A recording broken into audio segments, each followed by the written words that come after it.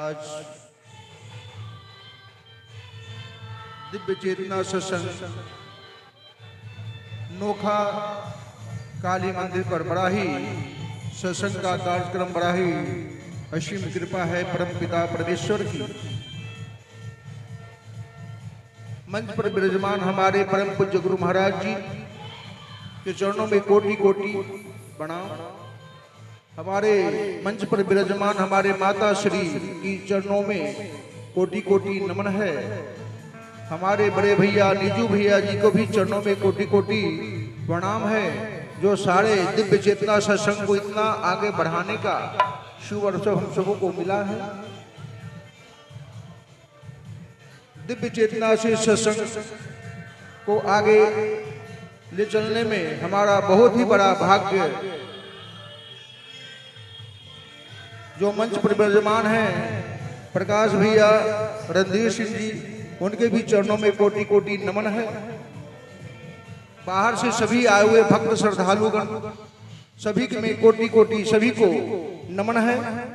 जो जहां है कृपया शांति बैठ जाएं, अपने मोबाइल को स्विच ऑफ कर लें और एकाग्र मंत्र से हम सब साधना में होते हुए सत्संग में भगवान परम पूज्य गुरु महाराज जी की सानिध्य में उनकी कृपा में बैठे।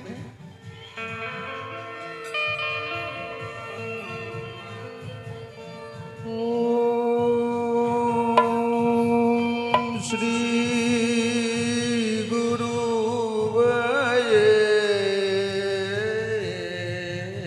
नमो नमः। गुरुर्ब्रह्मा गुरुर्विष्णु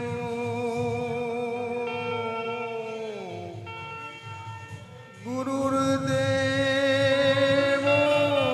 महेश्वरा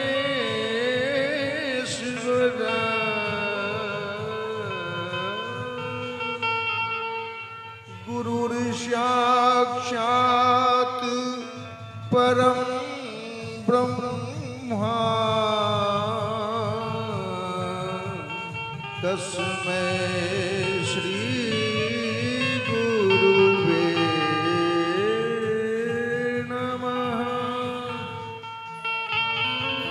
ध्यान मूलम गुरु मूर्ति पूजा मूलम गुरु पदम मंत्र मूलम गुरु वाक्यम मोक्ष मूलम गुरु कृपा मोक्ष मूलम गुरु कृपा। हमें गुरुदेव तेरा हमें गुरुदेव तेरा सहारा न मिलता। हमें गुरुदेव तेरा सहारा न मिलता। ये जीवन हमारा दोबारा न खिलता। हमें गुरुदेव तेरा सहारा न मिलता। ये जीवन हमारा दोबारा न खिलता।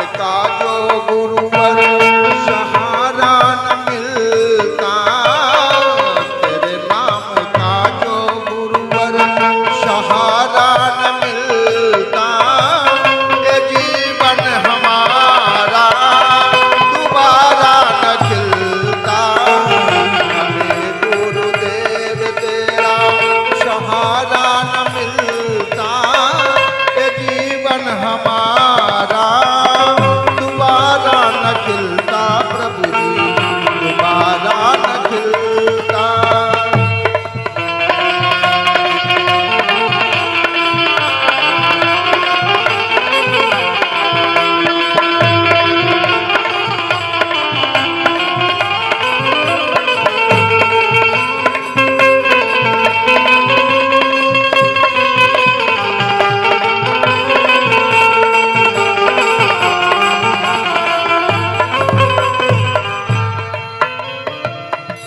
रिश्तों के चौखट पे ठोकर है खाई, अपनों परायों की समझ भी न आई। रिश्तों के चौखट पे ठोकर है खाई, अपने परायों की समझ भी न आई। सच्चा जो तेरा गुरुवर, सच्चा जो तेरा गुरुवर, रिश्ता न मिलता। सच्चा जो तेरा गुरुवर, रिश्ता न मिलता। ये जीवन हमारा दोबारा न खिलता। हमें गुरुदेव तेरा सहारा न मिलता। ये जीवन हमारा दोबारा न खिलता प्रभु जी, हमें गुरुदेव तेरा सहारा न मिलता। ये जीवन हमारा दोबारा न खिलता।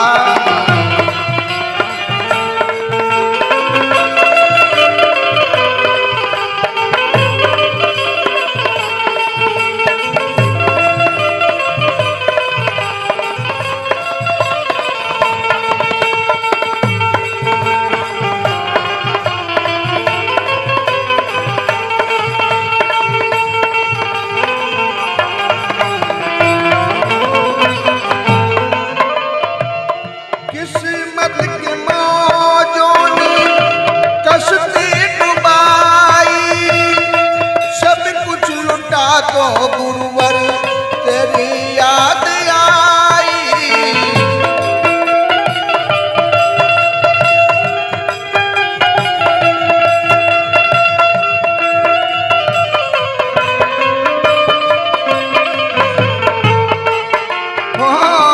किस्मत के मौजों ने कश्ती डुबाई, सब कुछ लुटा तो गुरुवर तेरी याद आई। अगर मेरी कश्ती को, अगर मेरी कश्ती को सहारा न मिलता। अगर मेरी कश्ती को सहारा न मिलता। ये जीवन हमारा दोबारा न खिलता। हमें गुरुदेव तेरा सहारा न मिलता।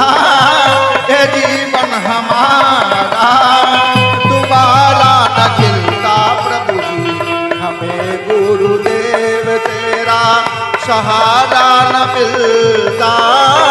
ये जीवन हमारा दोबारा न खिलता प्रभु जी, दोबारा न खिलता प्रभु जी, दोबारा न खिलता प्रभु जी। ओम श्री गुरुवे नमो नमः।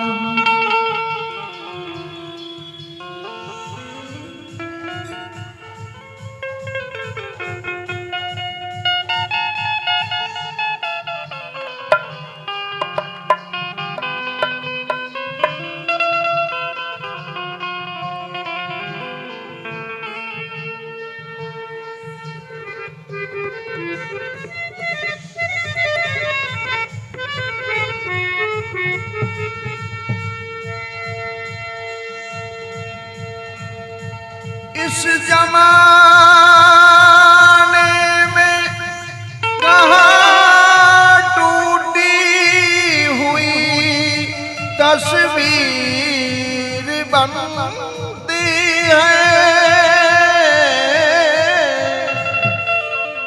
गुरुवर तेरे दरबारों में बिगड़ी हुई तकदीर बनती है।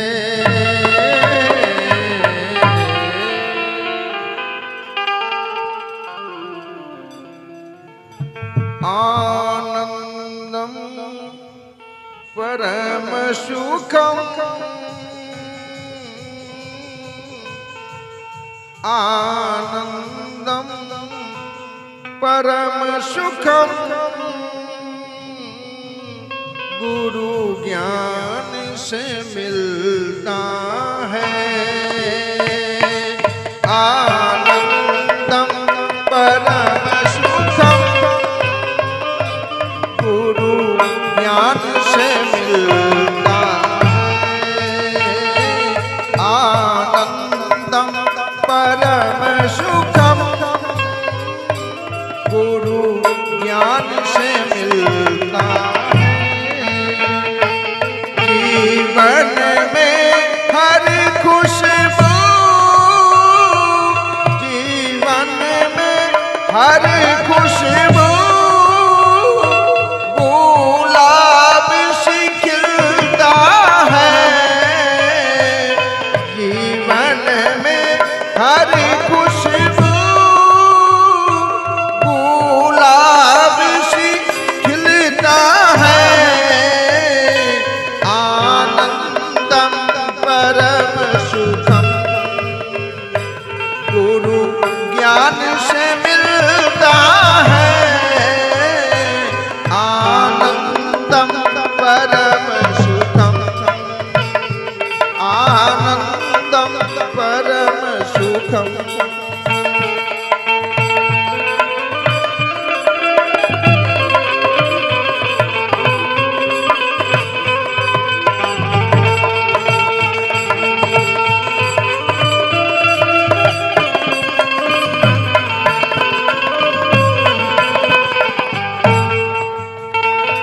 चारों धाम यहाँ सत्संग गुरु ब्रह्म खजाना है।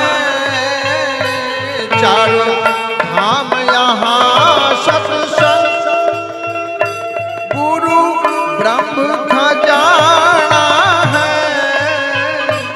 अनमोल रतन गुरुवर अमृत रस पाना है। निज सुख शांति करुणा निज सुख शांति करुणा गुरु चरणों से मिलता है। निज सुख शांति करुणा गुरु चरणों से मिलता है। आनंदम परम सुखम गुरु ज्ञान से मिलता है। आनंदम परम सुखम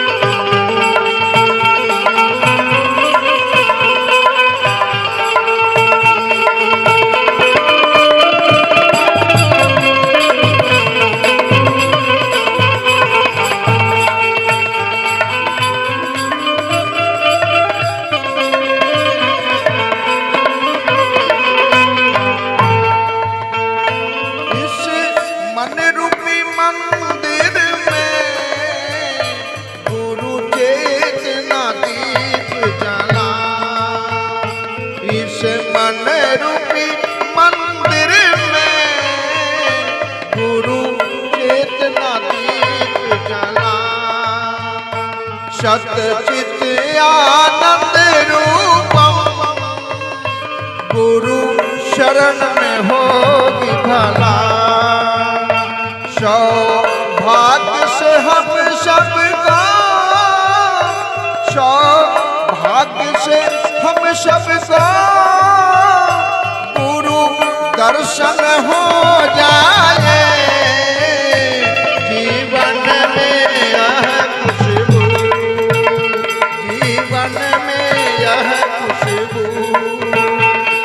गुलाब खिल जाए आनंदम परम सुखम, आनंदम परम सुखम।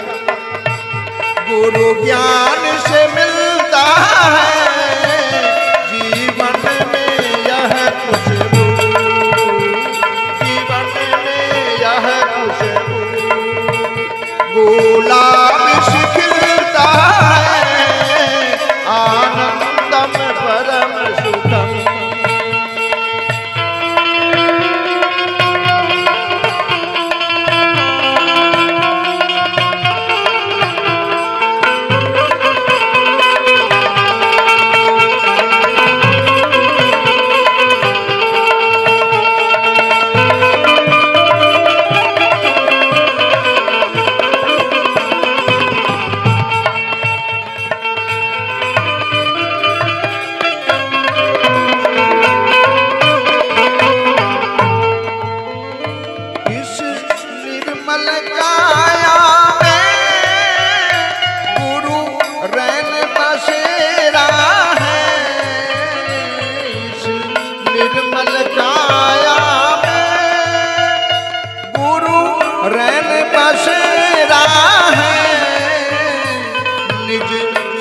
संपत्ति साधना आत्म ज्ञान का डेरा है।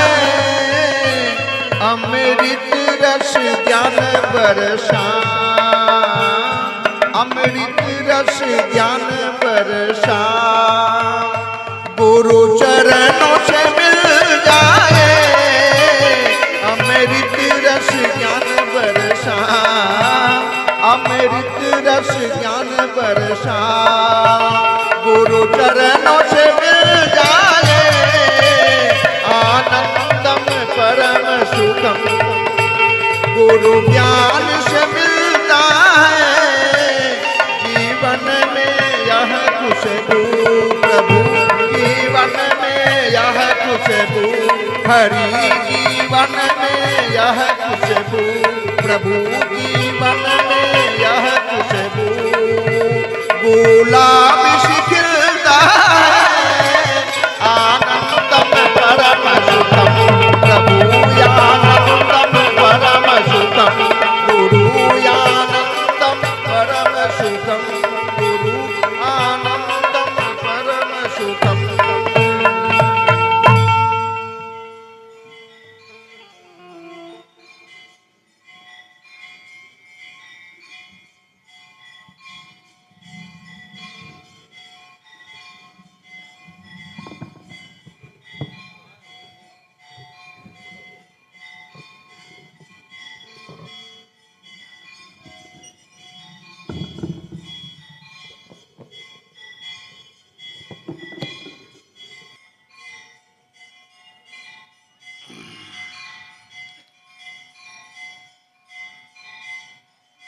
परम पूज्य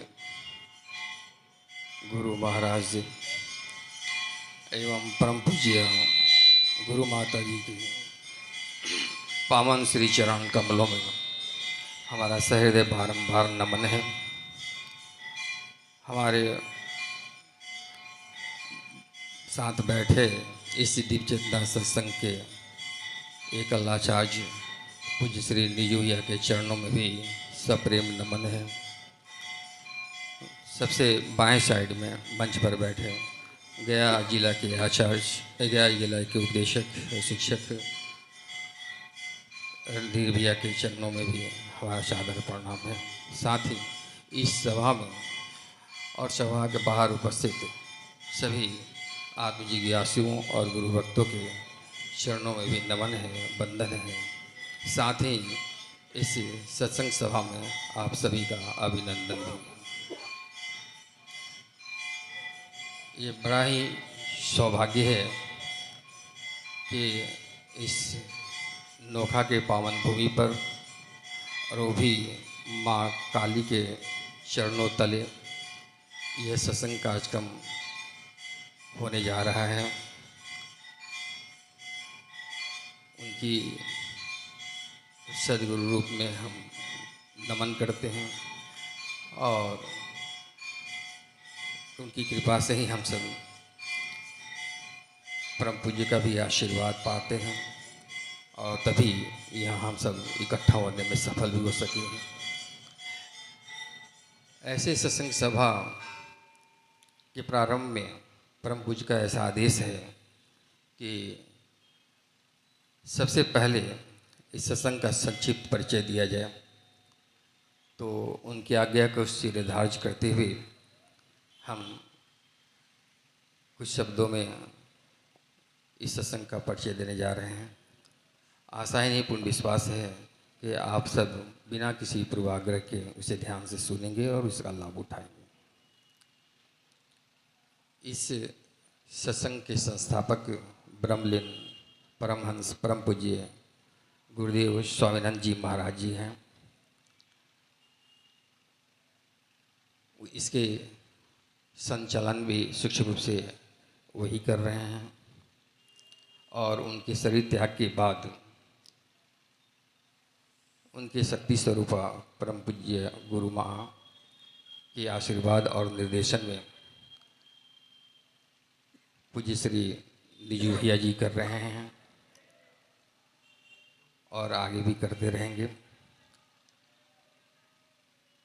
इस परम पूज्य ने इस सत्संग का नाम दिव्य चेतना सत्संग रखा है।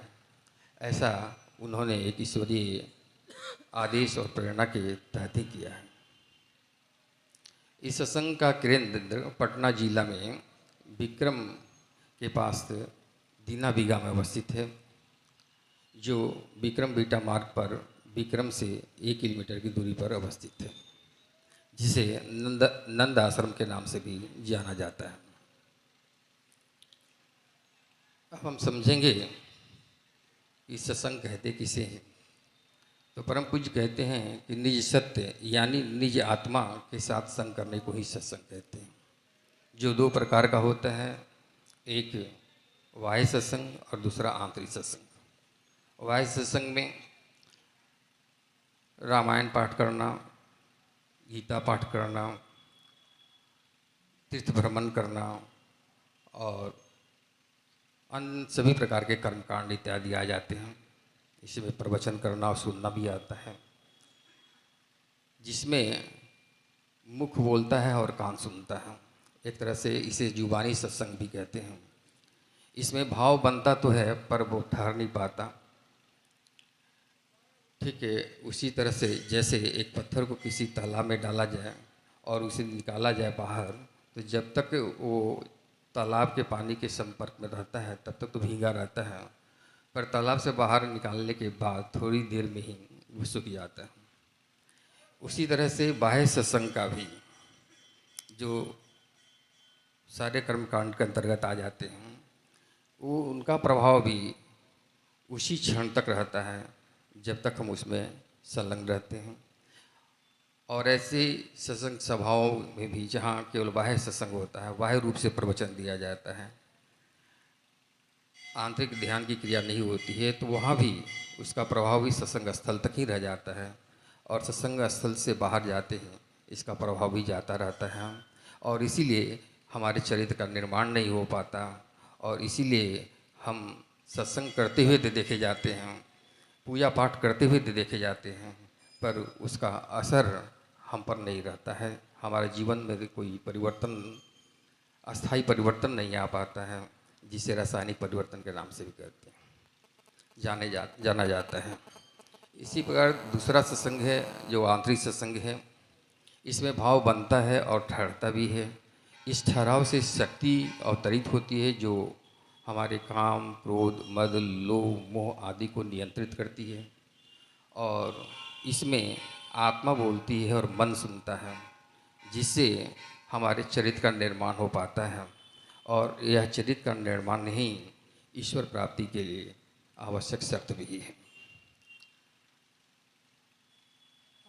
आंतरिक सत्संग की महिमा सभी धर्म ग्रंथों महापुरुषों ने गाई है।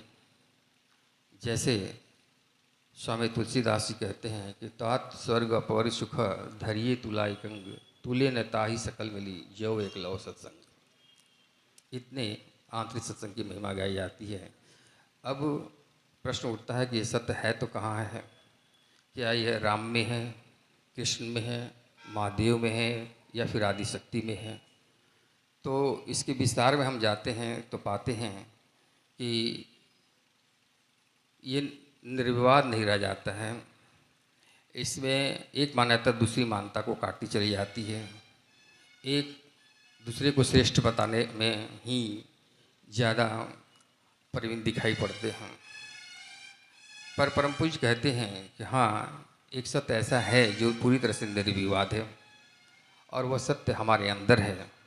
उसी सत्य की वजह से हमारे शरीर की मान प्रतिष्ठा है, सम्मान है, और जब यह सत्य निकल जाता है तो फिर इस शरीर का कोई मान नहीं रह जाता, और हम इसे मुर्दा या शव की संज्ञा देते हैं, और फिर इसे तुरंत घर से बाहर ले जाकर कहीं या तो दफना देते हैं या जला डालते हैं। तो ये अंदर के सत्य के वजह से ही हो पाता है। हमारा सत्संग जो भी है वो भी एकांतिक सत्संग ही है, जो कहता है कि इसके लिए तुम्हें अंदर की यात्रा करनी पड़ेगी, और अंदर के सत्य की वजह से ही, चूँकि हमारे आँखें बोल पाती हैं, आँखें देख पाती हैं, कान सुन पाते हैं, हृदय धड़क पाता है, हाथ पैर काम कर पाते हैं, और जब यह सत्य हमारे शरीर से निकल जाता है तब ये आँखें रहेंगी पर देख नहीं पाएंगी, कान रहेंगे पर सुन नहीं पाएंगे, हृदय धड़क नहीं पाएगा, और हाथ पैर काम नहीं कर पाएंगे। ऐसा इसलिए कि अब ये अंदर का सत्य जो दिव्यता थी वो अब दूर जा चुकी है, शरीर को छोड़ चुकी होती है। तो इस दिव्यता, इस चेतना जो है, जो दिव्य रूप में है हमारे अंदर में, इसको ही दिव्य चेतना कहते हैं, और इसके साथ जब संग करने लगते हैं तब यही दिव्य चेतना सत्संग कहलाने लगता है। तो ये दिव्य चेतना सत्संग, इसी के नाम पर हमारा ये सत्संग का नाम भी रखा गया है। इसको और विस्तार देते हुए परम पूज्य कहते हैं कि जब हम अंदर में आंतरिक सत्संग करने लगते हैं तब हमारा चेतना मन के चारों प्रकार में, जैसे चेतन, अवचेतन, अधिचेतन और अतिचेतन में क्रमिक रूप से विकास करते हुए पहुंच पाती है। इसके विस्तार से तो अपने प्रवचन में पूज्य श्री निजू भैया जी कहेंगे ही, विस्तार से बताएंगे, लेकिन उदाहरण से हम थोड़ा समझाने की कोशिश करेंगे कि जैसे यदि लोहार की जलती भट्टी में लोहे के टुकड़ा को डाल दिया जाए तो पहले तो वो उसके संपर्क में आता है, फिर उसके संपर्क में वो थोड़ा ठहरता है, यानी गर्म होता है, फिर वो अग्नि की तरह लाल होने लगता है, और कुछ समय के बाद वो अग्नि ही हो जाता है। यानी अब लोहा और अग्नि में कोई अंतर नहीं रह जाता है, एक दूसरे के फर्क नहीं कर पाते हैं हम उस समय, उस स्थिति में। या फिर यदि ऐसे दूसरे उदाहरण को लें तो यदि गंदा नाला गंगा में मिल जाए, गंगा के जल से मिल जाता है, बहने लगता है उसमें, तो गंगा क्या करती है, पहले उसे अपने साथ कुछ देर ले जाती है। तो पहले होता क्या है कि उसका जो मोटा कण है वो नीचे बैठने लगता है, फिर उस गंदगी के जो बारीक कण हैं वो दूर होने लगते हैं, और तीसरी अवस्था में उसका दुर्गंध और स्वरूप, रूप रंग सब बदलने लगता है, और चौथे रूप में जाके वह गंगा का ही रूप ले लेता है। फिर उस गंदे नाले के जल और गंगा जल में कोई अंतर नहीं रह जाता है। इस तरह से 4 स्टेज में जाके हम पूर्णता को प्राप्त कर पाते हैं। हमारा ये सत्संग जो है वो गुरु प्रधान सत्संग है, जो कहता है कि इसके लिए ईश्वर की नहीं बल्कि गुरु की खोज करनी है, क्योंकि ईश्वर तो हमारे अंदर पहले से ही वर्तमान है। ईश्वर हैं तभी हम जीवंत हैं, हम कुछ कर पा रहे हैं। लेकिन उस ईश्वर की पहचान, उसका बोध कराने वाला सतगुरु ही होता है। इसलिए हमें किसी सदगुरु की खोज करनी है, और वही सद्गुरु हमें सत्कर्म का उपदेश देते हैं और वो मानव योनि में ही मिलते हैं। इसलिए सद्गुरु की महिमा हमारे सभी धर्म ग्रंथों और महापुरुषों ने गाई है। जैसे बिन भवनिधि तरई न कोई, जो बिरंची शंकर सम होई, ऐसी तुलना की गई है सद्गुरु की। कितनी महिमा है उनकी, जहाँ सभी शास्त्र सभी महापुरुष नीति तीति का कह चुप हो जाते हैं, मौन हो जाते हैं। इस सत्संग का उद्देश्य है मानव धर्म का प्रचार और नैतिक उत्थान। जैसे परम पूज्य कहते हैं कि जैसे एक वस्तु का धर्म एक ही होता है और वो उसके अंदर होता है, उसी तरह से हम मानवों का भी धर्म हमारे एक ही है और वो भी हमारे अंदर ही है। यदि हम वस्तु में मिर्च को लें तो उसका धर्म तीतापा है जो उसके अंदर है, ईख को लें तो उसका धर्म मीठापा है और उसके अंदर है, नींबू को लें तो उसका धर्म खटापा है और उसके अंदर है। अब इनको कितना भी रगड़ के घिस के नष्ट करने की कोशिश करें, छोटे छोटे टुकड़ों में महीन करके फेंक दें, फिर भी उनके छोटे छोटे रेशे में भी उनके धर्म की सुगंधी मिल ही जाती है, वो उसे दूर नहीं हो पाती। पर हम मानव में ऐसा देखने को नहीं मिलता, जबकि हमें अपनी मानवता और नैतिकता पर अडिग रहना चाहिए, तभी हम इस मानव योनि में आने के उद्देश्य को प्राप्त कर पाते हैं। इस सत्संग का जो पहली खासियत है वो ये है कि इसमें जो सत्य की प्राप्ति के लिए जो विधि बजाई जाती है, उसके लिए कहीं बाहर नहीं जाना है, जंगलों और पहाड़ों में यात्राएं नहीं करनी हैं, बल्कि अपने घर परिवार की सारी जिम्मेदारी को संभालते हुए इस गुरु मंत्र को करते हुए हम उसे प्राप्त कर सकते हैं।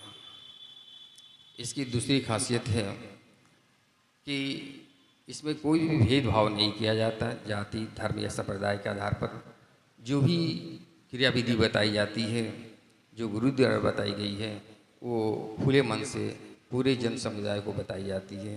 उसमें कोई झूठ छिपाव नहीं किया जाता है, क्योंकि ऐसा गुरु महाराज परम पूज्य गुरु महाराज का कहना है कि जो इस पर विश्वास करेंगे और नित्य प्रति इसको सुबह शाम करते जाएंगे तो निश्चित रूप से उन पर गुरु कृपा होगी और वो अपने लक्ष्य को शीघ्र प्राप्त कर पाएंगे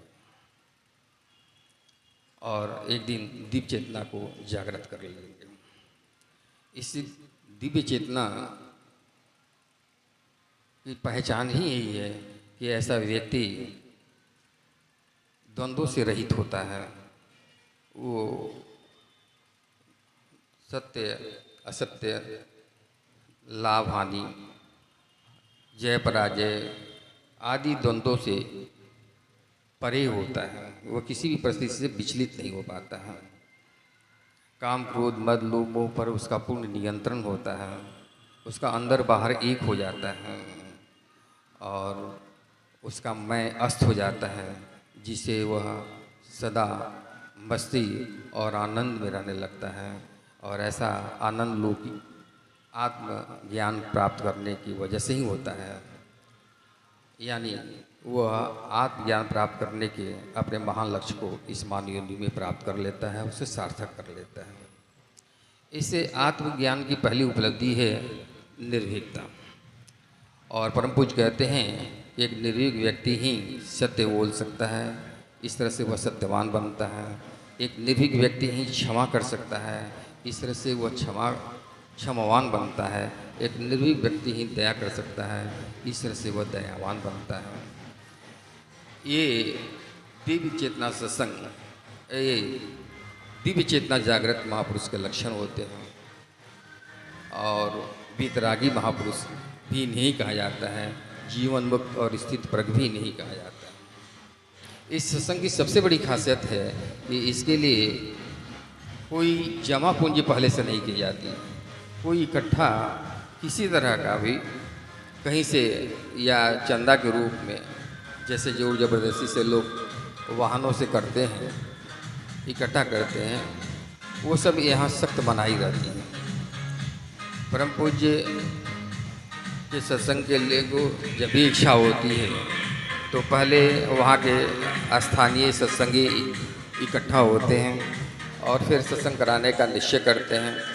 आपस में मिल बैठकर वो एक महीना और दिन निश्चित करते हैं और फिर उसे लेकर केंद्र के पास गुरु माँ के चरणों में पहुँचते हैं। वहाँ अपनी बात रखते हैं, प्रार्थना करते हैं और वहाँ से जो महीना और दिन निश्चित कर दिया जाता है फिर उसी को आदेश मानकर वो आके अपनी तैयारी में लग जाते हैं। यहाँ वो देखते हैं कि रिद्धि सिद्धि पहले से ही तैयार बैठी है उन्हें अपनी सेवा देने के लिए, क्योंकि एक सद्गुरु के कार्य में रिद्धि सिद्धि हर समय सेवा देने के लिए मौका खोजती है, अवसर खोजती है। और यही कारण है कि वो जो भी काम अपने हाथ में लेते हैं वह साकार होते चला जाता है। और परम पूज्य का कहना भी है कि जब चावल का एक दाना 1 रुपये में बिकने लगेगा उस समय भी तुम्हारा सत्संग निर्बाध रूप से चलता रहेगा। ऐसा सभी उनके भक्तगण विश्वास भी करते हैं और अपनी जमा पूंजी लेकर वो स्वेच्छा से जो भी कुछ अपने में आपस में इकट्ठा करते हैं, उसमें भी कोई दबाव वो लोग आपस में डालते नहीं हैं। जो भी स्वेच्छा से मिल जाता है उसी को लेकर वे तैयारी में लग जाते हैं। हाँ, कोई इच्छा से श्रद्धा से कुछ सहयोग करना चाहता है तो उसे सादर स्वीकार किया जाता है, ताकि अकेले बलबूते पर सत्संग करा लेने का जो अहंकार होता है वो उससे बचा जा सके। और इस तरह से सभी सत्संगी एक सफल सत्संग का आयोजन करते हुए पाते हैं, जिसे उनका आत्मविश्वास बहुत बढ़ जाता है और फिर आगे के सत्संग के लिए वो दूने उत्साह से तैयार रखने को पाते हैं। इस तरह से गुरु महाराज के परम पूज्य गुरु महाराज के निर्देश पर, आदेश पर यदि हम राग देव से रहित होकर एक दूसरे को सेवा देते हुए, निस्वार्थ सेवा देते हुए आगे बढ़ते रहेंगे तो एक दिन हमारा अंतःकरण शुद्ध और पवित्र होगा और फिर उसमें दर्शन के अधिकारी भी हम अपने परम पूज्य के दर्शन का अधिकारी भी उस पात्रता को भी हम प्राप्त कर जाएंगे और अपने इस मानव जीवन को सफल और सार्थक बना जाएंगे। तो ये रहा इस सत्संग का एक संक्षिप्त परिचय। अब आगे का प्रवचन आप परम पूज्य लोहिया के कमाई आवाज़ मुखारबिंद से सुनेंगे और उसका लाभ उठाएंगे। ओम शांति। सबसे पहले परम आराध्य परम पूज्य गुरुदेव जिनकी तस्वीर मंच पे रखी हुई है उनके चरणों में हमारा प्रणाम है। पूज्य गुरु माँ आपके भी चरणों में हमारा प्रणाम है। सभा में उपस्थित सभी को हमारा यथा योग्य नमन है। आइए पहले हम लोग ध्यान कर लेते हैं। ध्यान के बाद फिर हम लोग इस सत्संग के बारे में कुछ विशेष जानकारियां आप लोगों को देंगे। ध्यान के लिए आवश्यक है कि आप सब सीधी तरह से बैठ जाएंगे। दरअसल ये सत्संग ध्यान प्रधान सत्संग है, तो पहले हम ध्यान कर लेते हैं। अभी शोर शराबा हो रहा है, फिर ध्यान के बाद हम इस सत्संग के विषय में आपको बताएंगे, चर्चा करेंगे। इसके लिए आवश्यक है कि आप सब सीधी तरह से बैठ जाएंगे। परम पूज्य गुरु महाराज साहब ने जिसे जो प्रविधि पहले से दी है, जो पुराने लोग इसमें आए हुए हैं वो वैसा ही करेंगे, उसमें कोई फेर बदल नहीं करेंगे, कोई परिवर्तन नहीं करेंगे, कोई जोड़ घटाव नहीं करेंगे। वो जैसा बताया गया है वैसा ही करेंगे। लेकिन जो लोग नए हैं उनके लिए मैं एक क्रिया निवेदन कर रहा हूं। आप श्री राम मंत्र का उच्चारण करेंगे। मंत्र को कैसे बोलना है? तो मंत्र को मन ही मन बोलना है, फिर सुनना है और फिर देखना है। अक्सर हम मंत्र जाप में क्या करते हैं, तो लगातार मंत्र को बोले जा रहे हैं, बोले जा रहे हैं, बोले जा रहे हैं। यहां ऐसे नहीं करना है, ध्यान देंगे। श्री राम मंत्र को बोलना है, सुनना है, फिर देखना है। मंत्र बोलेंगे मन ही मन तो वो अंतःकरण में आपको सुनाई देगा, और फिर आपको उसे देखना है। क्या देखना है? तो मंत्र को बोलने सुनने से आपके अंदर में जो स्पंदन पैदा हो रहा है, जो तरंग पैदा हो रहा है, उसे ही देखना है। देखना का मतलब गौर करना है, उसी पर मन को ठहराना है, उस पर ही गौर करना है। यही क्रिया है। मंत्र को एक बार से 2 बार बोलने के लिए कम से कम 15 सेकंड का अंतराल रखेंगे। लगातार नहीं बोलेंगे, राम राम ऐसे नहीं बोलेंगे, 15 सेकंड का अंतराल रखेंगे। फिर 15 सेकंड के बाद दोबारा मंत्र बोलेंगे, सुनेंगे, फिर देखने की क्रिया करेंगे, फिर तिबारा बोलेंगे, चौथी बार बोलेंगे। इस तरह से 3 बार 4 बार जब आप बोलेंगे तो उस मंत्र का जो वाइब्रेशंस है, जो तरंग है, वो आपको पकड़ में आने लगेगा। अब उसी पर ठहरना है, उसी को देखना है। जब देखने की क्रिया आप करने लगेंगे तो एक अवस्था बनेगी आगे चल करके कि देखत तुम ही हो जाए, आप भी वही हो जाएंगे जो वो है। फिर प्रवचन में मैं आगे इसका विज्ञान आपको समझाऊंगा। पहले अभी हम लोग प्रैक्टिकल रूप में अभी ये ध्यान कर ले। बहुत शोर शराबा हो रहा है, तो क्यों नहीं हम लोग पहले ध्यान कर ले।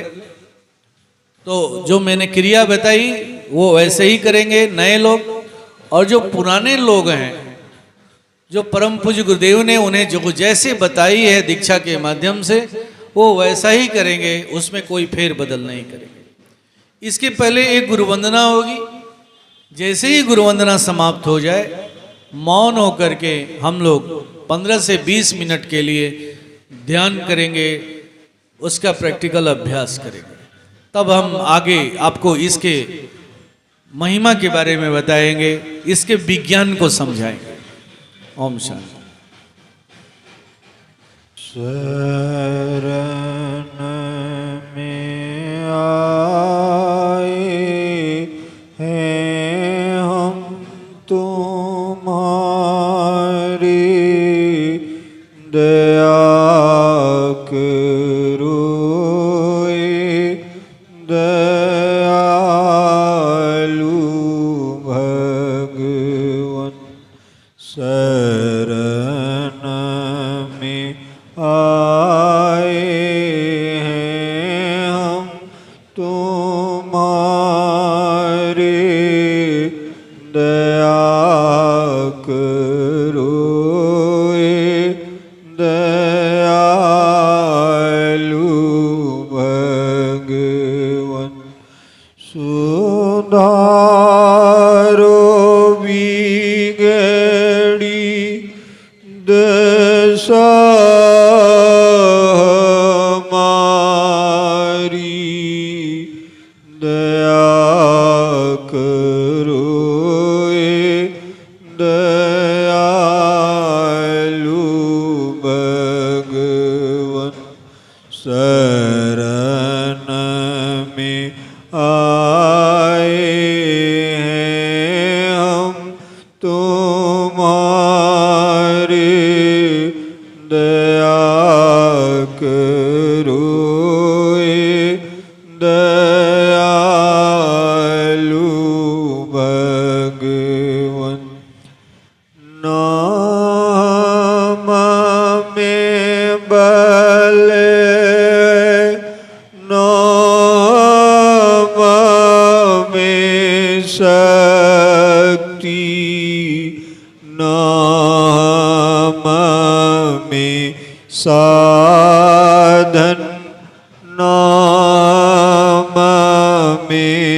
भक्ति नाम में बल है, नाम में शक्ति, नाम में साधन, नाम में भक्ति। तुम्हारी दर के हैं हम भिखारी, दया करो दयालु भगवन। शरण में आए हैं हम तुम्हारे, दया करो दयालु भगवन।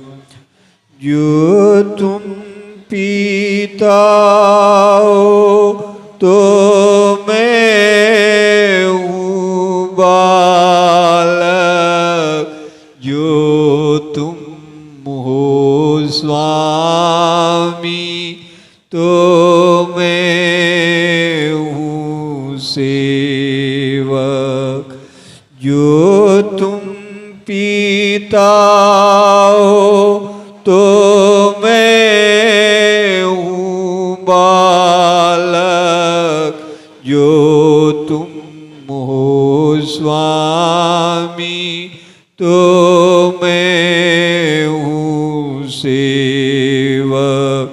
जो तुम हो ठाकुर तो मैं पुजारी, दया करो दयालु भगवन।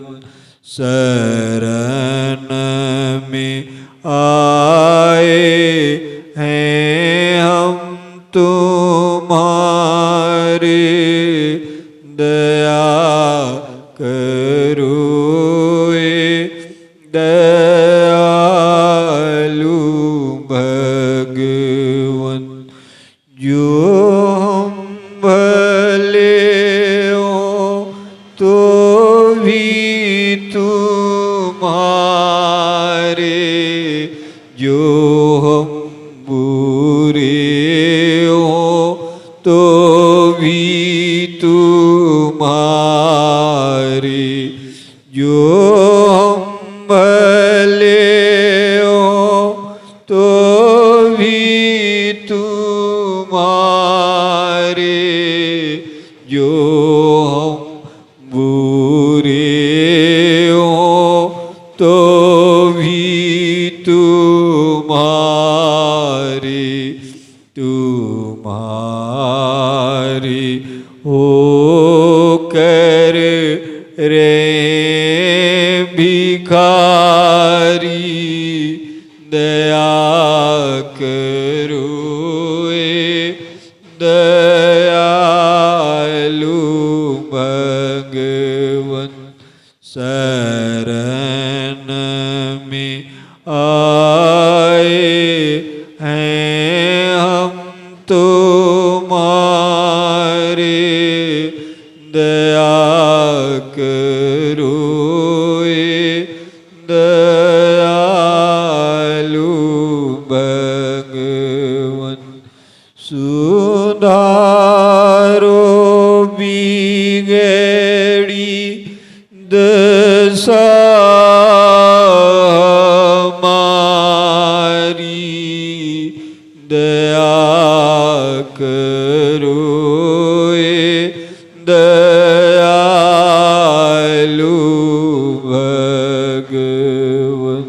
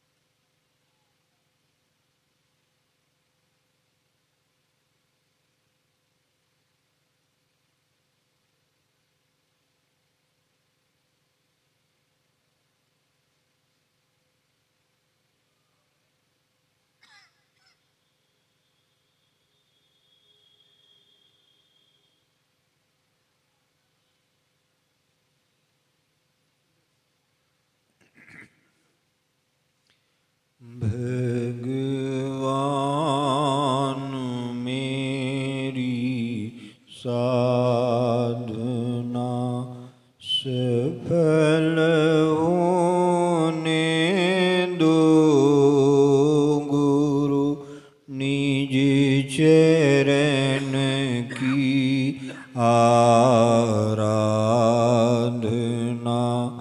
सफल होने दो गुरु निज चरण की आराधना। मैं नगर घर घर फिरा हूँ ठोकरे खा के गिरा हूँ। मैं नगर घर घर फिरा हूँ ठोकरे खा के गिरा हूँ। अंत में आया तुम्हारे पास में निर्धन बना भगवान मेरी साधना सफल होने दो गुरु निज चरण की आराधना। जल रहा हूँ ताप से और वेदना की श्राप से जल रहा हूँ ताप से और वेदना की श्राप से। अब न भव की ग्रंथि से करुणे से मुझको बांधना भगवान मेरी साधना सफल होने दो गुरु निज चरण की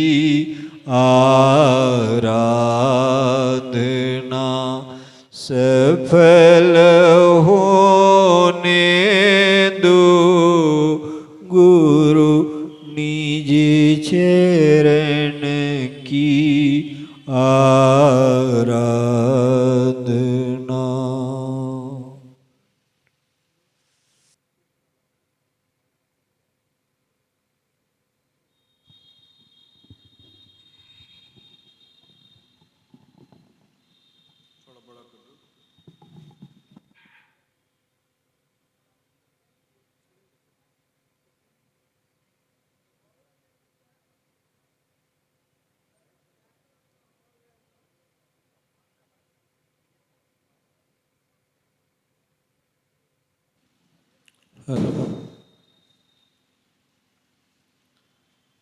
थोड़ी देर पहले आपने प्रकाश जी से सुना सत्संग दो प्रकार का होता है। पहला सत्संग है बाह्य सत्संग। बाह्य सत्संग में क्या होता है तो मुख बोलता है और कान सुनता है। हमारी बाह्य इंद्रियां उसमें एक्टिव रहती हैं। इस सत्संग से चरित्र का निर्माण नहीं होता और एक निर्मित चरित्र वाला ही ईश्वर को प्राप्त करने का अधिकारी है। भगवान ने ऐसा शर्त रखा है कि अगर आपको उन्हें प्राप्त करना है तो उनका ये शर्त है, निर्मल मन जन सो मोहि पावा, मोहि कपट छल छिद्र न भावा। इसके लिए आपको निर्मल मन वाला बनना हो। और निर्मल मन वाला कब बनेंगे? तो जब हम चरित्रवान होंगे। चरित्रवान का मतलब केवल काम वासना से नहीं है, अपने सभी वासनाओं से, चाहे वो काम के रूप में हो, क्रोध के रूप में हो, लोभ के रूप में हो, मोह के रूप में हो, मद के रूप में। तो बाह्य सत्संग से हम ईश्वर के करीब तो पहुंच जाते हैं, उसके भूमि पर पहुंच जाते हैं, लेकिन ईश्वर को प्राप्त नहीं कर पाते, क्योंकि वो ईश्वर ठहर नहीं पाता हमारे अंदर, लीक कर जाता है, भाग जाता है। जैसे वैसे ही ठीक है, जैसे एक ग्वाला दूध दो करके बाल्टी को भरने का प्रयास कर रहा हो और वो बाल्टी में पहले से ही छेद हो, तो क्या ऐसी हालत में वो बाल्टी कभी दूध से भर पाएगा? कभी नहीं भर पाएगा। ठीक यही स्थिति होती है हमारे साथ। ये हमारे दुर्गुण रूपी छिद्र हमेशा हमें ईश्वर से दूर करते रहते हैं, दूर करते रहते हैं। तो इसीलिए कहा गया कि बाह्य सत्संग से चरित्र का निर्माण नहीं होता है। हम बाह्य सत्संग के क्या होता है, तो हम आंतरिक सत्संग में जाने की भूमि तैयार होती है। और आंतरिक सत्संग क्या है? तो जहां आत्मा बोलती है और मन सुनता है, और सुनते सुनते वो मन भी वही हो जाता है। अभी मैंने क्रिया बताई ना, आपको मंत्र बोलना है, सुनना है, फिर देखना है। क्या देखना है? तो मंत्र को बोलने सुनने से जो स्पंदन या जो तरंग पैदा हो रहा है, उसे ही आपको देखना है। और देखते देखते एक अवस्था आएगी, आप उससे जुड़ जाएंगे, अटैच हो जाएंगे। और एक अवस्था आएगी, देखत तुम्हें हो जाएगी, आप भी वही हो जाएंगे जो वो है, जो वो है। तो ये हुआ आंतरिक सत्संग। और अभी इसी का अभ्यास आप लोगों को कराया गया। इस सत्संग से ही चरित्र का निर्माण होता है, और एक निर्मित चरित्र वाला ही ईश्वर को ठहराव दे सकता है। उसके अंदर में ही वो पात्रता उतरती है, जिससे ईश्वर उसके अंदर में ठहर सके, रुक सके, उसके माध्यम से कुछ काम कर सके, तभी ठहर पाए। आइए आपको हम एक प्रसंग की तरफ ले चलते हैं। जब आप इस प्रसंग को सुनेंगे तो बहुत कुछ साफ हो जाएगा सत्संग को लेकर के, क्योंकि सत्संग के बारे में बहुत तरह तरह की भ्रांतियां लोगों के अंदर में हैं। सत्संग का मतलब कथा सुनना, कहानी सुनना, भजन सुनना, बस सत्संग का मतलब वो केवल और केवल यही जानते हैं। तो आइए एक प्रसंग की ओर आपको ले चलेंगे। इसे बड़ा ही स्पष्ट तरीके से समझ में आ जाएगा कि वास्तव में सत्संग है क्या। और जब तक हम किसी चीज को समझ नहीं लेते हैं, जान नहीं लेते हैं, तब तक उस पर चलने की इच्छा नहीं होती। चलते भी हैं तो अनमने ढंग से चलते हैं, अपनाते हैं तो अनमने ढंग से अपनाते हैं। और जब अनमने ढंग से अपनाते हैं तो उसका कोई रिजल्ट नहीं मिलता है। रिजल्ट एक गांव में एक किसान रहा था। ये किसानों का इलाका है। मैं भी बहुत आपके करीब का ही हूं, बहुत दूर का नहीं हूं। यहीं 3-4 किलोमीटर की दूरी पर हमारा एक रिश्ता भी है। बाद में उसके बारे में बताएंगे। तो एक गांव में एक किसान रहा करता था। वो किसान बड़ा ही ईमानदार था, कर्मठ था। जब भी गांव में किसी को सहयोग की जरूरत पड़ती तो वो सहयोग कर दिया करता, भूखों को खाना खिलाया करता, गरीबों को कंबल बांटा करता। इस तरह से हर तरह की वो सेवा किया करता था। लेकिन जब भी कोई गांव के लोग कहीं सत्संग हो रहा होता, कहीं यज्ञ हवन हो रहा होता, कहीं कीर्तन हो रहा होता, तो उसके लिए वो लोग उसके पास जाते, उसे निमंत्रित करते तो वो मना कर देता, डांट देता, भगा देता, कहता कि इससे क्या होता है, तुम लोग इसको करके जो चीज प्राप्त करते हो वो तो हम ऐसे ही कर लिए हैं।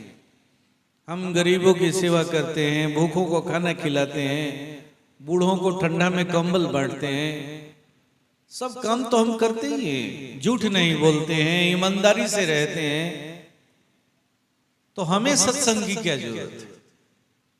ये ऐसी अवधारणा आज भी आपको मिलती होगी सुनने को। समाज में जब आप जाते होंगे, अगर इससे जुड़े हुए हैं, प्रचार प्रसार के लिए जाते होंगे, तो बहुत जगह से ऐसी आवाज सुनने को मिलती होगी कि हमें सत्संग की क्या जरूरत है, हम तो बड़ी ईमानदारी के साथ जीवन बिताते हैं, ईमानदारी के साथ रहते हैं, हम कर्मठ आदमी हैं, हम गरीबों की सेवा भी करते हैं, भूखों को खाना भी खिलाते हैं, सब कुछ तो करते ही हैं, तो फिर हमें सत्संग की क्या जरूरत है। इस तरह से वो कह करके लोगों को भगा दिया करता। कहते हैं कि एक दिन उसकी मृत्यु हो गई, और जब मृत्यु हुई तो उसे यम के दरबार में पेश किया गया। चित्रगुप्त जी उसका बही खाता निकाले, उसका बही खाता पढ़ा गया, और चित्रगुप्त जी ने फैसला सुनाया कि तुम्हारे हिस्से में आधा पाप है और आधा पुण्य है। बोलो, तुम पहले पुण्य के रूप में स्वर्ग जाना चाहोगे या पाप के रूप में नरक जाना चाहोगे? दोनों ही तुम्हारे हिस्से में आधा आधा है, तो तुम्हारी इच्छा पर यह निर्भर करता है। हम लोग छोड़ते हैं कि पहले तुम पुण्य का भोग भोगने के लिए स्वर्ग में जाओगे या पाप का फल भोगने के लिए तुम नरक में जाओगे। जैसा कहोगे वैसा ही व्यवस्था कर दिया जाएगा। जब वो किसान इस बात को सुना तो भौचक्कर है, बोला कि ये कैसे हो सकता है, ये कैसे हो सकता है। हमने अपने जीवन में कभी कोई पाप कर्म नहीं किया है, हमने किसी की हत्या नहीं की है, कभी झूठ नहीं बोला है, गरीबों की सहायता की है, खाना खिलाया है, बूढ़ों को, बुजुर्गों की सेवा की है, हमने कभी कोई पाप नहीं किया है। तो आप कैसे कह रहे हैं कि मेरे हिस्से में आधा पाप है? कैसे कहें? तो चित्रगुप्त जी ने कहा कि क्या तुम पाप और पुण्य के बारे में जानते हो? उसके बारे में तुम्हें कुछ भी पता है? कुछ भी नहीं पता। इधर किसान अपनी बात कहे जा रहा है, नहीं लगता है कि आप दूसरे का बही खाता पढ़ लिए, ये मेरा बही खाता नहीं हो सकता है। तो चित्रगुप्त जी ने कहा कि ऐसा है कि हमारे पास कोई बही खाता किसी का नहीं होता है, तुम्हारा बही खाता तुम्हारे पास ही होता है। तुम्हारे अंदर में, हर मानव के अंदर में 3 शरीर हैं। इस स्थूल शरीर के अलावे 3 और शरीर हैं। सूक्ष्म शरीर, कारण शरीर, महाकारण शरीर। तो चित्रगुप्त जी ने कहा कि तुम्हारा जो सूक्ष्म शरीर है वही तुम्हारा स्थूल शरीर का कार्बन कॉपी है, कार्बन कॉपी। इसलिए तुम इस शरीर से जो कुछ भी करते हो, अच्छा भला बुरा, किसी के बारे में अच्छा बुरा अगर सोचते भी हो, तो वो तुम्हारे उस सूक्ष्म शरीर पर हूबहू वैसे ही अंकित होते चला जाता है, अंकित होते। जैसे आप कोई कार्बन कॉपी लगाते हैं, ऊपर पेज है, नीचे कार्बन लगा दीजिए, फिर एक नीचे पेज लगा दीजिए, तो क्या होता है? तो ऊपर वाले पेज पर जो कुछ भी लिखते हैं हूबहू वही निचले पेज पर वैसे ही लिखाते चला जाता है, लिखाते। तो चित्रगुप्त जी ने कहा कि जो तुम्हारा स्थूल शरीर है, जो ये हाड़ मांस का शरीर है, इस शरीर के अंदर एक सूक्ष्म शरीर भी है। और तुम इस स्थूल शरीर से, इस हाड़ मांस के शरीर से तुम जो कुछ भी सोचते हो, करते हो, लिखते हो, पढ़ते हो, हूबहू वही तुम्हारे सूक्ष्म शरीर पर अंकित होते चला जाता है, अंकित लिखाते चला जाता है। तुम तो यही ना सोचते होगे कि हम किसी के बारे में सोच रहे हैं, उसको मार देना है, उसको फंसा देना है, उसको ऐसे कर देना है, उसको ऐसे कर देना है। रात भर घर में प्लानिंग बनाते हो, तो तुम तो यही ना सोचते हो कि कौन सुन रहा है, कौन देख रहा है। नहीं, देख रहा है, सुन रहा है। सुन ही नहीं रहा है, देख ही नहीं रहा है, वो अंकित भी हो रहा है। तुम उसके जिम्मेवार खुद हो, तुम खुद उस पर लिख रहे हो। सोचने का मतलब अपने सूक्ष्म शरीर पर लिखना, करने का मतलब अपने सूक्ष्म शरीर पर लिखना। तो उसने कहा कि तुम्हारा बही खाता तुम्हारे पास ही है। इसलिए याद रखो कि तुम जो कुछ भी करते हो, जो कुछ भी सोचते हो, जो कुछ भी प्लानिंग करते हो, वो सब कुछ तुम्हारे सूक्ष्म शरीर पर हूबहू वैसे ही अंकित होता है। और जब एक मानव मरता है तो उसका जो स्थूल शरीर है उसे जला दिया जाता है, नष्ट कर दिया जाता है, दफन कर दिया जाता है या प्रवाह कर दिया जाता है। इस तरह से स्थूल शरीर तो नष्ट हो गया, लेकिन ये सूक्ष्म शरीर ही हमारे पास तुम्हारा आता है। और तुम्हारे सूक्ष्म शरीर पर जैसे जो जो लिखा हुआ है उसी को हम लोग पढ़ते हैं और उसी के अनुसार फैसला सुनाते हैं। इसलिए यह बताओ कि हमारे पास बही खाता कहां से? तुम्हारा बही खाता खुद तुम्हारे पास है। और तुम्हारा बही खाता तुम्हारा सूक्ष्म शरीर जो ले करके आया है उसी के अनुसार हम पढ़ करके बता रहे हैं कि तुम्हारे भाग्य में आधा पाप है और आधा पुण्य है। किसान जब सुना तो थोड़ा सा समझने का कोशिश किया, इसे तर्क अच्छा लगा।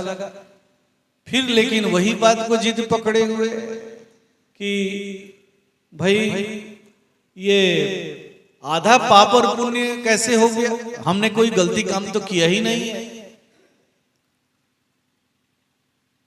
तो चित्रगुप्त जी ने कहा कि तुम पाप और पुण्य के परिभाषा को नहीं जानते। तुम केवल यही जानते हो कि बूढ़ों को खाना खिला देना, गरीबों को खाना खिला देना, दुखियों की सहायता कर देना, यही पुण्य है। झूठ नहीं बोलना यही पुण्य है। सच बोलना यही पुण्य है। केवल यही जानते हो। लेकिन ये पाप और पुण्य का प्रथम पाठ है, याद रखो, प्रथम पाठ। अभी इसके अलावे 3 पाठ और है।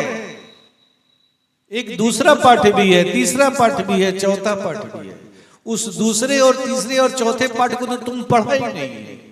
तुम्हें पता ही नहीं है कि इससे भी आगे पाप और पुण्य कुछ और होता है। इसके बारे में तो तुम जानते ही नहीं।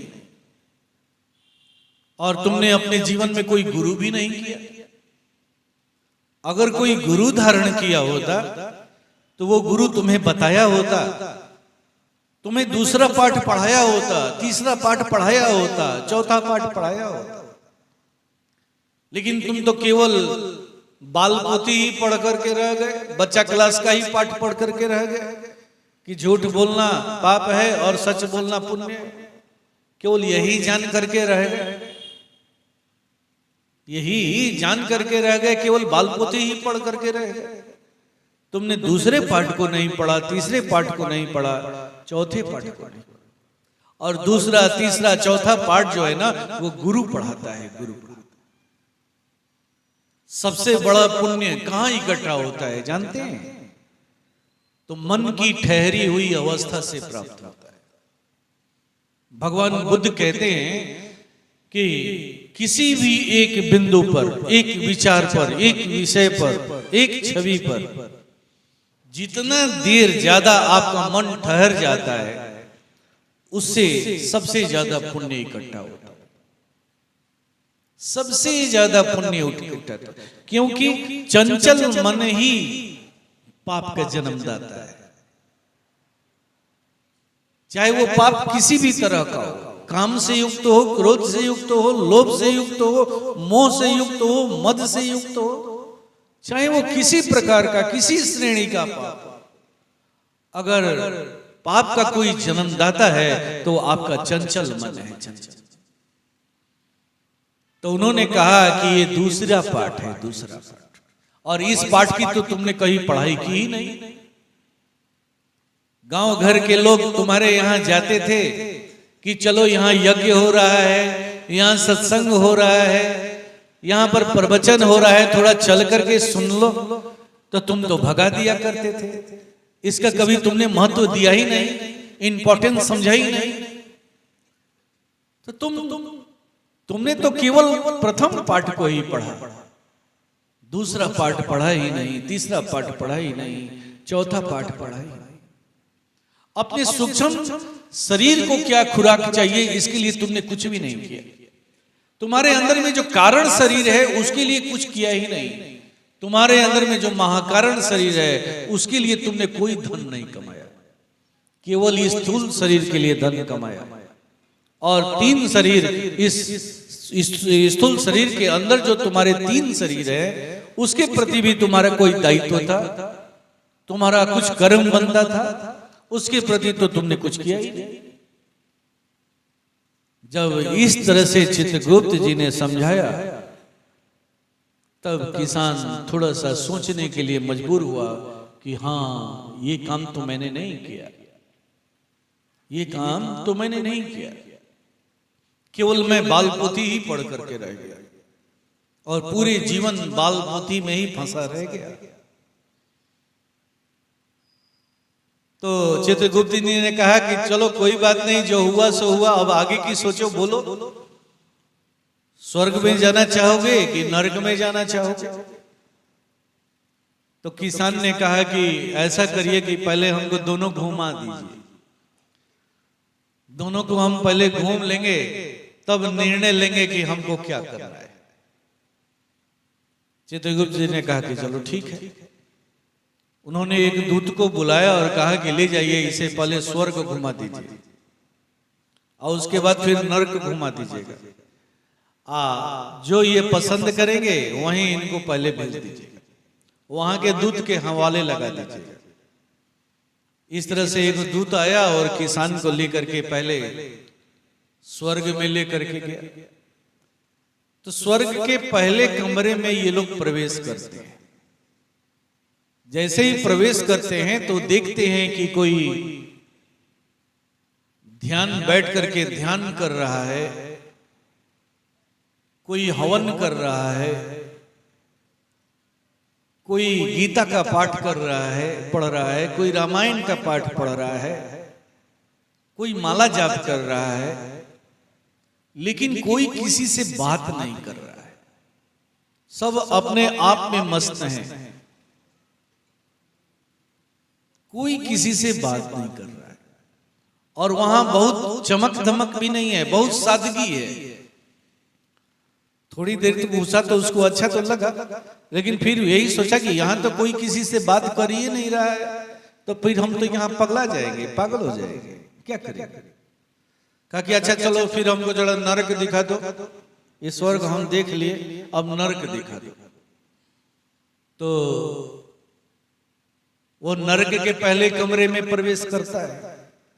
तो नरक के पहले कमरे में क्या हो रहा है, तो एक जगह नाच चल रहा है, बाई जी लोग आई हैं, स्टेज बना हुआ है, नाच चल रहा है, खूब वाहवाही हो रही है। एक जगह पर्दे का फिल्म चल रहा है, कुछ वहां लोग बैठ करके देख रहे हैं। एक जगह टेबल पर शराब का दौर भी लगा हुआ है, एक जगह ताश चल रहा है, लेकिन चारों तरफ हो हल्ला हो रहा है और सभी एक दूसरे से हंस रहे हैं, बोल रहे हैं, बात कर रहे हैं, मस्त हैं। तो उसने सोचा कि यही जगह बहुत अच्छा है, क्योंकि यहाँ तो मनोरंजन का पूरा साधन है। नाच, मन करेगा तो नाच देख लेंगे, मन करेगा तो वहां पर जाके सिनेमा देख लेंगे, मन करेगा तो कुछ कर लेंगे, ताश खेल लेंगे, मन करेगा तो 2-4 पैग मार भी लेंगे। ये सारा सुविधा है यहाँ पर। ये इससे बढ़िया स्वर्ग क्या हो सकता है बताओ। वो सब कह रहा है कि वो स्वर्ग है, वहां कोई बात ही नहीं कर रहा है, और यहाँ तो सब लोग बात कर रहे हैं। कितना मनोरंजन का सुविधा है यहाँ, हमारा समय बहुत बढ़िया से कट जाएगा, बहुत बढ़िया से कट जाएगा, चाहे कितना भी बरस रहना पड़े, समय कट जाएगा। तो उसने कहा कि नहीं नहीं, मुझे यही रहना है। उसने अपना फैसला सुना दिया। जब फैसला सुना दिया तो वो जो दूत था वो नरक के दूत को बुलाया और कहा कि आपको इन्हें आपके जिम्मे लगाता हूं, इनका इतना दिन का नरक में रहना है, आप इसे संभालिए। अब जो नरक का दूत था उस व्यक्ति को लेकर के, उस किसान को लेकर के नरक के दूसरे कमरे में प्रवेश किया। जब दूसरे कमरे में प्रवेश किया तो देखता है किसान की बहुत बड़ी बड़ी भट्टियां जल रही हैं। भट्टियों पर बहुत बड़े बड़े कड़ाह चढ़ाए हुए हैं, तेल खौलाए जा रहे हैं और झुंड के झुंड आदमियों को पकड़ करके डाला जा रहा है, पकाया जा रहा है। कोई उधर चिल्ला रहा है, कोई उधर चिल्ला रहा है। चारों तरफ त्राही त्राही मची हुई है। जब इस दृश्य को देखता है तो वो सिहर जाता है, डर जाता है, कहता है कि आप ये कहां ले आए हैं मुझे। तो दूत कहता है कि आपको नरक में ले आए हैं, यही तो नरक है। तो आप लोग मुझे धोखा दे रहे हैं, झूठ बोला कुछ और गया, दिखाया कुछ और गया, और हमको ले कहीं और आए हैं। आप लोग सब धोखेबाज हैं, इस तरह से वो कहने लगे। तो दूत ने बोला कि नहीं, हम लोगों ने गलती नहीं किया है, आपको समझ का फेर है, आपने समझा नहीं। तो किसान ने कहा कि क्या समझ का फेर है भाई? तो समझ का फेर यही है कि आप पहली बार जिस कमरे में गए थे, जहां पर लोगों को देखा कि कोई बैठ के ध्यान कर रहा है, कोई माला जाप कर रहा है, कोई साधना में लीन है, कोई तपस्या कर रहा है, कोई रामायण पाठ कर रहा है, कोई गीता पाठ कर रहा है, कोई हवन कर रहा है, आपने वहां पर जिन लोगों को इस अवस्था में देखा, दरअसल वो स्वर्ग का विज्ञापन है। विज्ञापन, वो विज्ञापन का कमरा था जहां उस दृश्य को देख करके बताया जा रहा था कि ऐसे कर्म करने वाले स्वर्ग के अधिकारी होते। आप अपना कोई सामान बेचना होता है तो उसका एक विज्ञापन बनवाते हैं ना, दिखाते हैं ना कि इस चीज से ये फायदा होता है, ये फायदा होता है। ठीक वही उसने समझाते हुए कहा कि वो विज्ञापन का कमरा था, उसके अंदर में असली स्वर्ग था। जब आप अंदर गए होते तो पता चलता कि स्वर्ग क्या है। तो आप विज्ञापन को ही देख करके चले आए।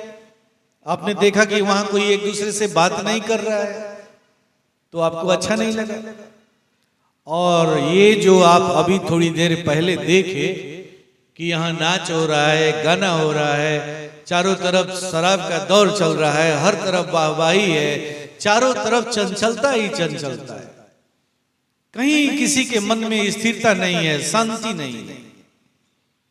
तो यही है नरक का विज्ञापन। ये ऐसे चंचलता को धारण करने वाले, ऐसे चंचल मन वाले नरकगामी होते हैं, नरकगामी होते हैं, वो नरक के अधिकारी होते हैं। तो यही वो उसका विज्ञापन था। इसलिए आपके साथ कोई गलती नहीं हुई है, कोई धोखा नहीं हुआ है, समझने का भेद है। इस तरह से अब किसान को बहुत बढ़िया से बात समझ में आ गई कि उसने अपने जीवन में भूल कहां किया है। और कहते हैं कि वो नरक लोक के दंड को स्वीकार करता है, उसे कड़ाह में डाला जाता है, पकाया जाता है। पकाने का मतलब उसके सारे अवगुणों को समाप्त किया जाता है, दग्ध कर दिया जाता है। और जब उसके सारे अवगुण, सारे दोष, सारे पाप कर्म जब धुल जाते हैं, समाप्त हो जाते हैं, दग्ध हो जाते हैं, तो जब वो बाहर निकलता है तो उसके ऊपर में, उसके चेहरे पर, उसके शरीर पर एक अद्भुत तेज होता है, अद्भुत तेज होता है। तो हमारे परम पूज्य गुरुदेव अक्सर इस प्रसंग को रखते थे समझाने के लिए, बताने के लिए कि सत्संग एक मानव के लिए कितना जरूरी है, कितना जरूरी। ये सत्संग ही वो प्लेटफॉर्म है जहां पर आपको मन को शांत होने की, मन को स्थिर होने की क्रिया सिखाई जाती है। और एक बात हमेशा याद रखेंगे कि शांत और स्थिर मन में ही वो क्षमता होती है जो कुछ भी कर सकता है, कुछ भी कर सकता है, जो चाहे वो कर सकता है, जो चाहे। हमारे परम पूज्य गुरुदेव एक बात कहा करते थे, जिनकी तस्वीर आप मंच पे देख रहे हैं, वो हमेशा इस बात को कहा करते थे कि जब हम शरीर को भूखा रखते हैं तो शरीर कमजोर होता है, जब शरीर को भूखा रखते हैं तो शरीर कमजोर होता है, लेकिन जब मन को भूखा रखते हैं तो मन बलवान होता है, मन बलवान होता है। और मन को भूखा रखने की क्रिया क्या है? तो यही है ध्यान, ध्यान, meditation. Meditation is the way of life, like roadways, like Airways, like waterways. ध्यान जो है ना, जीवन जीने की कला सिखाता है, कला सिखाता है। जैसे रोड पर चलने के लिए एक गाड़ी को, 4 चक्के गाड़ी को सही तरीके से चलने के लिए रोड की जरूरत होती है। जहाज को सही दिशा में जाने के लिए हवाई मार्ग की जरूरत पड़ती है। पानी के जहाज को चलने के लिए जल मार्ग की जरूरत होती है। ठीक वैसे ही एक सफल मानव के लिए, सफल मानव बनने के लिए, पूर्ण मानव बनने के लिए ध्यान की जरूरत है, ध्यान, मेडिटेशन की जरूरत है। और ये जो सत्संग है ना, दिव्य चेतना सत्संग, ये इसी का संदेश देता है। ये केवल पोथी पढ़ने की बात नहीं करता, ये बाहरी सत्संग की बात नहीं करता, क्योंकि बाहरी सत्संग से चरित्र का निर्माण नहीं होता है, याद रखिएगा। जब भी आपका निर्माण होगा तो जब आप अपने अंतर में प्रवेश करें, आप अपने अंदर में प्रवेश करें। आपका दुख अंदर में है, आपका दर्द अंदर में है, भूख लगती है तो भोजन करते हैं तो भोजन अंदर में जाता है, तब तृप्ति होती है। प्यास लगती है तो पानी पीते हैं तो अंदर में जाते हैं तो तृप्ति होती है। तो फिर आपका सुख और शांति बाहर कैसे हो सकता है?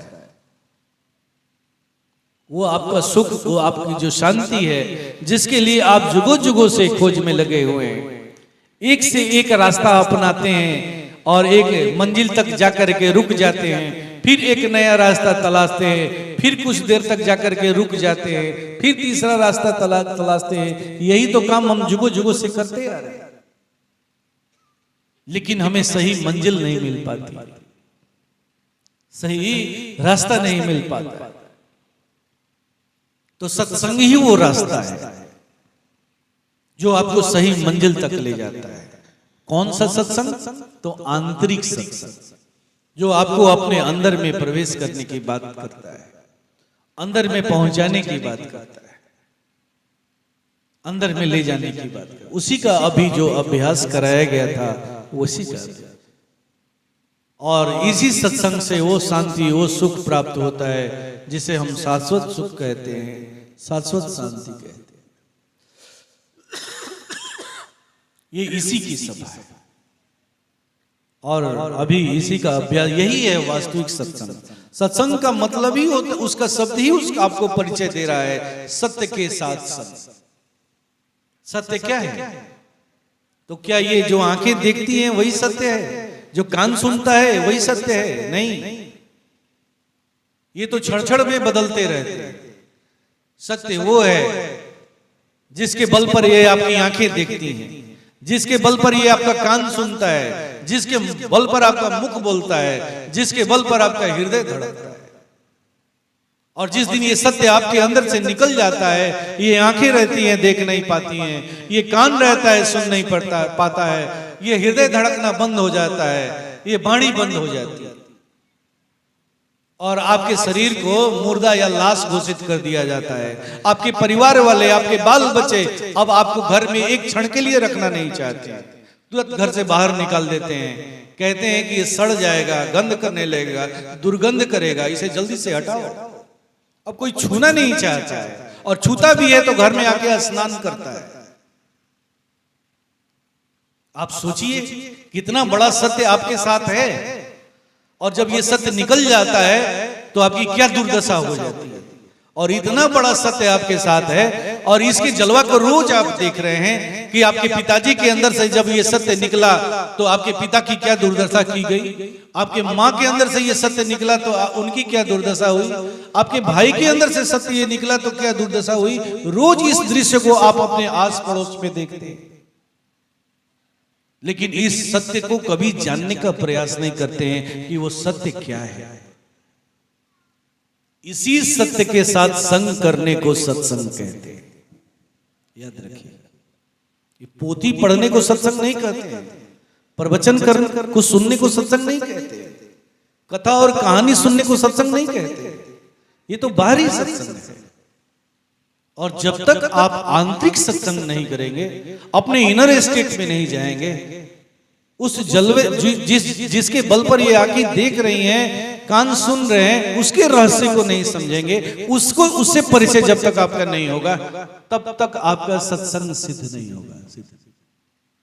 उसी सत्य सत्ता के साथ संग करने को सत्संग कहते हैं। और ये दिव्य चेतना सत्संग इसी का संदेश देता है। इसकी सभा में इसी का अभ्यास कराया जाता है, और इसी कार्य के लिए लोगों को दीक्षित किया जाता है, सिखाया जाता है, उनका मार्गदर्शन किया जाता है कि अगर तुम अपने मानव जीवन को सफल बनाना चाहते हो तो तुम इस कार्य को करो। ये है सत्संग। ऐसे महाप्रभु की सभा में कुछ नैवेद्य सामग्रियां रखी हुई हैं। आइए प्रभु से प्रार्थना करें कि हे प्रभु, आप इसे स्वीकार करें तथा हम सबों पर दया करें, प्रभु कृपा करें। आइए इन्हीं भावों के साथ इस नैवेद्य को अपने प्रभु के चरणों में हम सब अर्पित करें।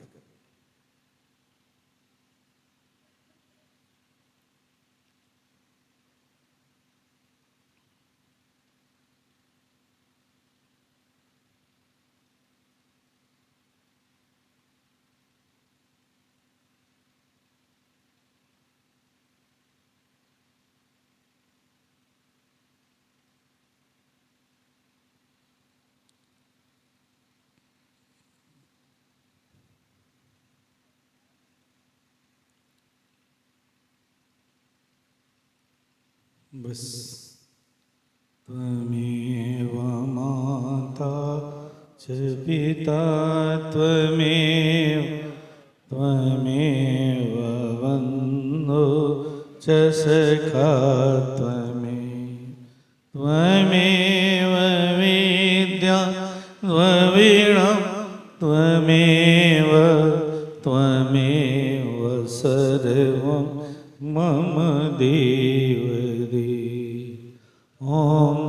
सहनावतु सहनो भुनक्तु सवीर्यं कर्वावहै तेजस्विनावधीतमस्तु